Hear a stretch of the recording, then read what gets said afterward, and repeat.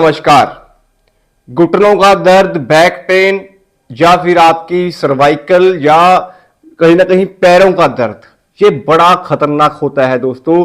आपके जीवन में आपको संघर्ष करवाने में सबसे बड़ा योगदान जो होता है वो आपकी हेल्थ का होता है। अगर आपकी हेल्थ अच्छी नहीं है तो जीवन में हर काम आपको बड़ा अटपटा सा लगेगा, आपको मजा नहीं आएगा। तो आज के इस युग के अंदर दोस्तों स्ट्रेस जो है वो बढ़ चुका है, उसके साथ साथ जो हेल्थ है वो भी हमारी खराब होनी शुरू हो गई है। तो उसी कंसर्न में बैक पेन, घुटनों का दर्द या फिर कमर का दर्द या फिर आपके पैरों में दर्द, ये जो समस्याएं होती हैं इसका मात्र मैं आपको एक उपाय बताऊंगा और यकीन मानिए आपको उससे फर्क पड़ेगा। दोस्तों ज्योतिष से जब हम चीजों को कनेक्ट करते हैं ना तो कहीं ना कहीं ग्रहों की इन्वॉल्वमेंट का होना भी लाजमी होता है। तो ये जितनी भी समस्याएं होती हैं, जो हमारी नाभि से नीचे की जो समस्याएं होती हैं, चाहे वो आपकी यूरिन की इन्फेक्शन हो, चाहे वो आपके घुटनों का दर्द हो, चाहे आपकी बैक पेन हो, या फिर आपके कहीं ना कहीं बॉडी में किसी तरह का भी पेन है पैरों के नीचे नीचे हिस्से में, वो सब केतु के औरा मंडल के अंदर आता है। केतु की समस्याओं का ही वो कहीं ना कहीं कारण बनता है। आपकी कुंडली में भी कहीं ना कहीं केतु खराब होंगे तो पैरों में दर्द आपके होगा ही होगा। दोस्तों कल हमारे एक मित्र थे लाइव के अंदर, उन्होंने कल क्वेश्चन पूछा था मेरे से बेसिकली कि उनका बैक पेन का जो ऑपरेशन है वो होने वाला है। तो उसी कंसर्न को लेके मेरे दिमाग में एक आइडिया आया, क्यों ना मैं एक वीडियो जो है वो इस टॉपिक पे बनाऊं। तो दोस्तों रीढ़ की हड्डी, बैक पेन, सर्वाइकल या फिर पैरों में घुटनों में दर्द है आपके, तो कुंडली को समझिए पहले कि अगर आपके जीवन में कुंडली के अंदर केतु छठे भाव में बैठा है, केतु अष्टम भाव में बैठा है, शनि चंद्रमा इकट्ठे हैं, या फिर आपकी कुंडली में चंद्रमा शुक्र इकट्ठे हैं, तो ये सभी निर्माण जो करते हैं ये केतु का निर्माण करते हैं। चंद्र शनि जब इकट्ठे होते हैं तो केतु नीच होता है। चंद्रमा शुक्र जब इकट्ठे होते हैं तब भी केतु के असर आपको बुरे मिलते हैं। कुंडली में छठा भाव जो होता है दोस्तों वो पताल का स्वामी बोला गया है, गहराई का स्वामी बोला गया है। तो केतु जब कुंडली में खराब होते हैं ना तो आपको ये समस्याएं जो है वो लाजमी आएंगी ही आएंगी। अक्सर हम मेडिसिन के तौर पे दोस्तों जब आप अपने किसी फिजियोथेरेपिस्ट के पास जाते हो या फिर घुटनों का, पैरों का दर्द या रीढ़ की हड्डी का दर्द जो आप ठीक करने की कोशिश करते हो, उसमें आपको लहसुन का तेल जो है वो बताया जाता है कि लहसुन का तेल यूज करो, आप ये वाली मेडिसिन खाओ, ये खाओ। तो भाई कुंडली में अगर हम बात करते हैं ना तो कुंडली में लॉजिक के साथ अगर हम केतु ग्रह को ठीक कर लेते हैं, केतु को आप संपूर्ण अच्छा कर लेते हैं, तो इससे आपके जीवन में परेशानियों का जो अंत है वो जरूर होगा और आपकी हेल्थ जो है वो ठीक होगी। दोस्तों वर्षफल में जब केतु खराब होते हैं तब ये समस्याएं आती हैं। कुंडली में वर्षफल में केतु अष्टम का आ गया है, छठे भाव का आ गया है, तीसरे भाव का आ गया है, तो कानों में, पैरों में, रीढ़ की हड्डी में दर्द स्वाभाविक होता है। आजकल तो दोस्तों टीनेज उम्र के जो बच्चे होते हैं ना उनको भी कहीं ना कहीं पैरों में, घुटनों में, बैक पेन में जो प्रॉब्लम है वो देखने को मिलती है। तो घबराना नहीं है आपने।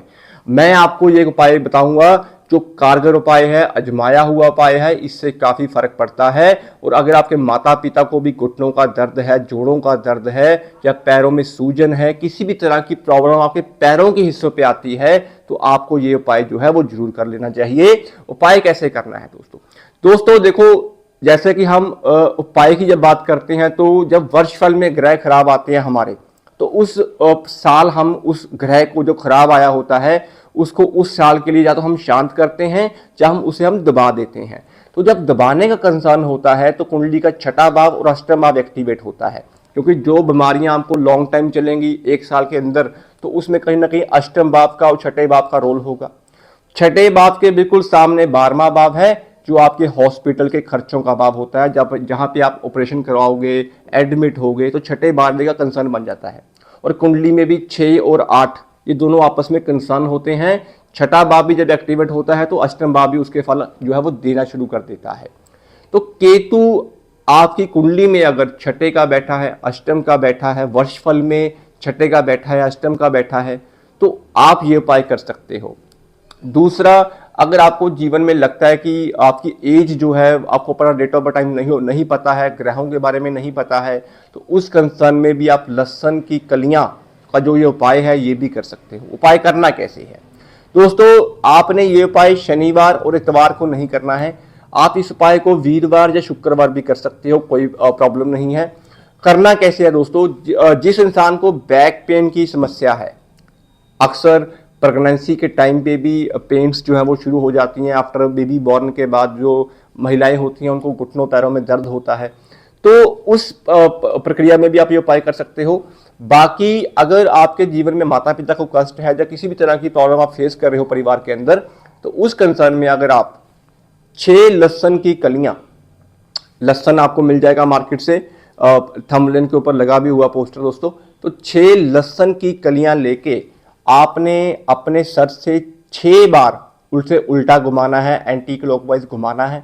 और 6 लहसुन की कलियां लेके आप बाहर जाके किसी भी वीरानी जगह पे जहां पे घास ना लगा हो, मिट्टी हो, तो मिट्टी को आपने थोड़ा सा वहां पे खोदना है, हल्का सा गहराई में खोद लेना है उसको, और अपने सर से 6 लहसुन की कलियां 6 बार वार के उस खड्डे में जो है वो डाल देनी है, और ऊपर से मिट्टी जो है वो डाल देनी है।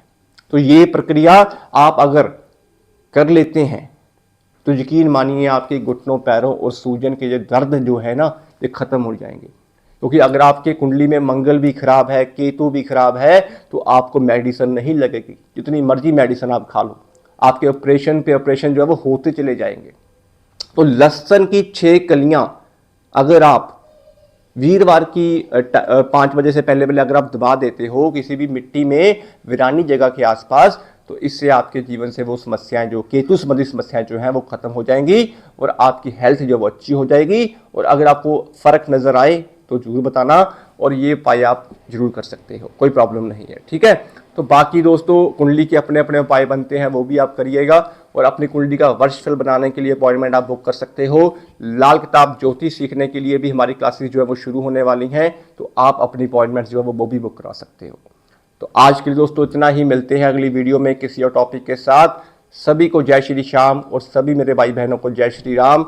धन्यवाद।